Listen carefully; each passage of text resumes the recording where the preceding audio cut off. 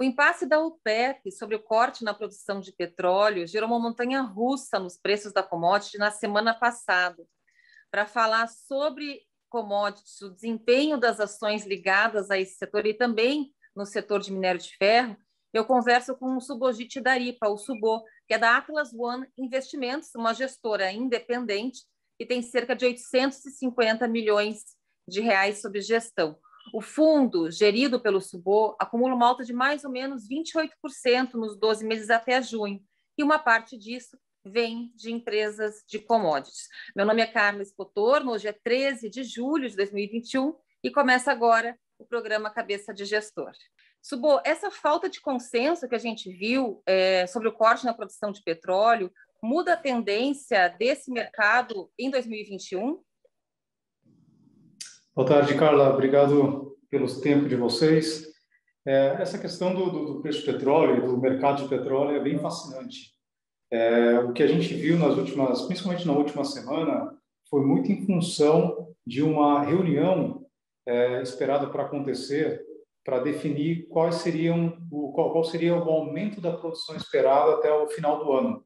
Então, só para, de repente, fazer uma retrospectiva, o mercado de petróleo ele é mais ou menos, pensado do ponto de vista de oferta e demanda, um mercado de 100 milhões de barris dia. Tá? E sendo que lá em março do ano passado, essa demanda chegou a cair coisa de 7, 8 milhões de barris dia. E para você equilibrar esse cenário de oferta e demanda, a OPEP resolveu cortar a produção e ela é responsável por mais ou menos um terço do mercado de petróleo, mais ou menos uns 30 e poucos milhões de barris. Ela resolveu cortar em torno de 6 milhões de barris de produção. E a ideia é que, à medida que a demanda fosse aumentando, a OPEC, então, estaria aumentando então, a oferta de produção. A expectativa era de que essa reunião pudesse levar, então, um aumento de produção em torno de 2 milhões de barris dia até o final do ano. Né? Isso aí estamos falando uma coisa perto de 500 mil barris dia de aumento todos os meses até o final do ano, em grosso modo.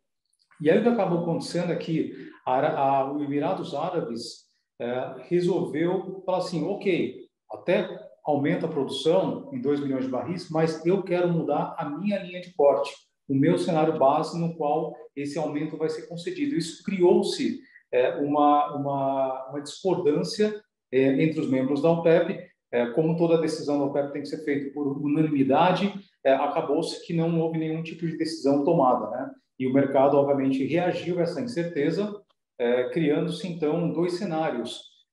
Um cenário, vamos dizer assim, são cenários um pouco extremos, por assim dizer, que é um cenário em que você não tem decisão propriamente dita, logo você não tem aumento de produção, e dado o fato de que a gente está vendo no segundo semestre desse ano, principalmente, uma normalização da economia mundial, esse aumento de demanda estaria acontecendo sem o correspondente aumento da oferta, o que potencialmente poderia levar os preços muito mais para cima dos atuais níveis de 70 a 75 dólares o barril Brent. Ou um cenário extremo também, em que, na ausência de uma concordância, todo mundo produz o que quer. E aí, todo mundo produzindo o que cada um quer, significa que tem mais oferta do que o esperado, que potencialmente também, de novo, poderia levar os preços do petróleo a níveis muito abaixo dos níveis atuais. Então, diante desses dois cenários, é que o mercado, obviamente, por conta da incerteza, criou-se mais volatilidade e o mercado está um pouco digerindo ainda qual o nível a ser adotado daqui para frente. Sim. Isso muda estratégia de investimento aí no fundo, Subô? Então, Carla, a gente, como gestor de investimento, a gente tem que tomar muito cuidado para definir ou para separar o que é ruído e o que é sinal, né? Ruídos acontecem todos os dias e esse pode acabar sendo um ruído adicional, né? Pode ser que provavelmente nas próximos dias, próximas semanas, eles cheguem num acordo, cheguem num consenso e com isso eles aumentem a produção, mantendo um equilíbrio entre oferta e demanda de tal maneira que nesse nível de 70 a 75 dólares por barril seja alguma coisa interessante para os níveis atuais das ações petrolíferas, de tal maneira que a gente tem que olhar os dados, a gente tem que tentar interpretar quais são os cenários e quais são os potenciais resultados desses cenários em cima das ações que nós cobrimos e, em cima disso aí, tomar uma decisão. E, às vezes, a melhor decisão é não tomar nenhuma decisão. É É realmente ficar esperar para parado. verificar, de fato, o que vai acontecer, que é a estratégia que a gente está adotando hoje, Você na expectativa de que alguma decisão vai ser feita. Sim, sim. Na semana passada, com essa volatilidade forte nos preços de ações ligadas ao petróleo, vocês não chegaram a mexer na carteira nem quando caiu, não foi um momento de taticamente comprar mais? Até não Não, a sei se gente você não pode fez. falar quais são as empresas de petróleo que vocês têm. Então, hoje, na verdade, na Bolsa, Carla, você tem duas ações diretamente relacionadas ao preço de petróleo, né?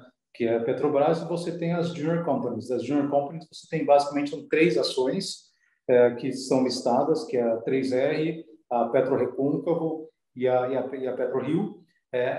E, assim, as três ações, nós temos Petrobras na carteira do long bias, é uma posição que é uma posição média, por assim dizer, alguma coisa perto de 5%. Existe toda uma interferência, um risco de interferência estatal. Então, muito o que aconteceu, que a gente viu na semana passada, além da volatilidade do preço de petróleo, o que a gente viu foi uma incerteza relacionada à manutenção da política de preços da Petrobras, por conta de riscos de interferência do governo, greves caminhoneiros, etc., etc.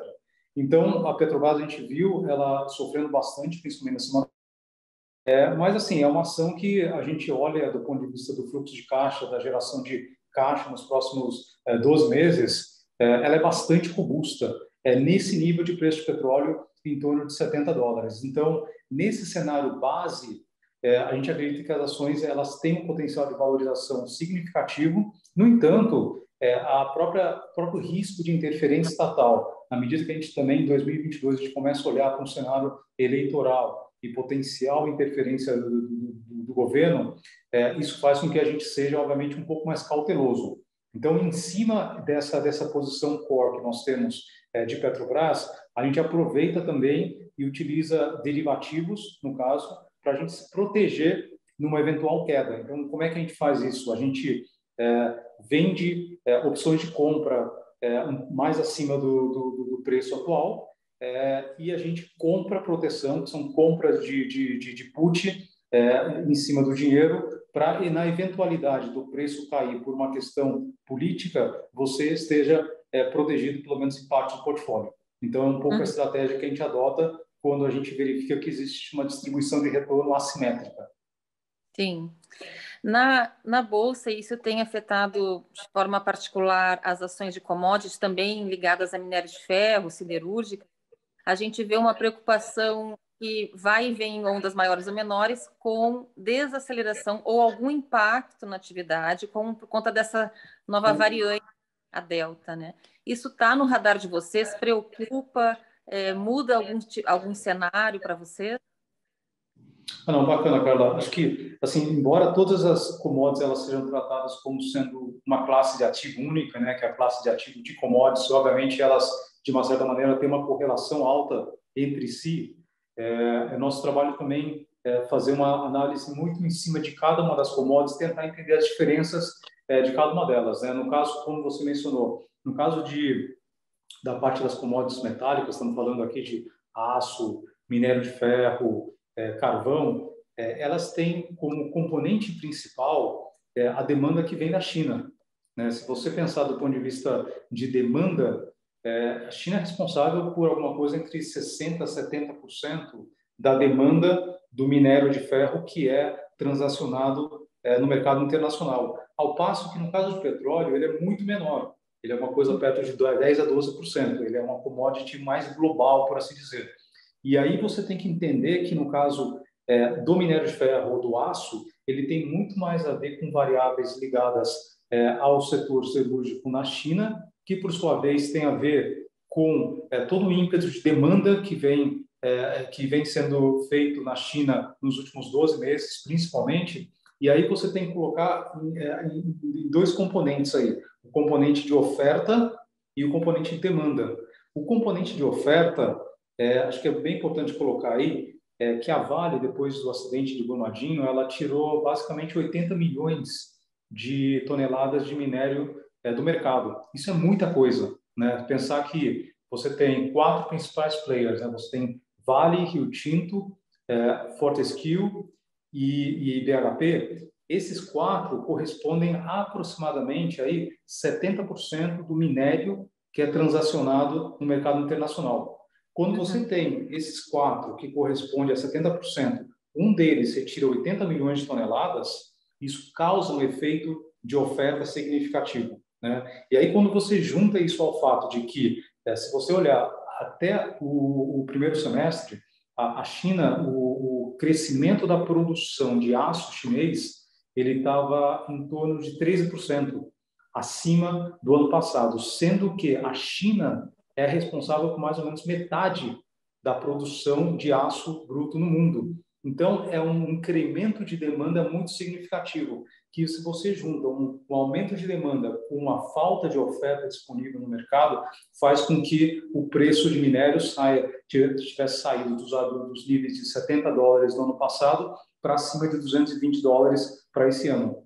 Ninguém espera, no entanto, que esse nível de $220 ele permaneça no médio e longo prazo, mesmo porque o que acaba acontecendo é que você tem um incentivo para aumento de produção a custos maiores, mas você tem incentivo de aumento de produção que supre esse aumento, essa queda de oferta.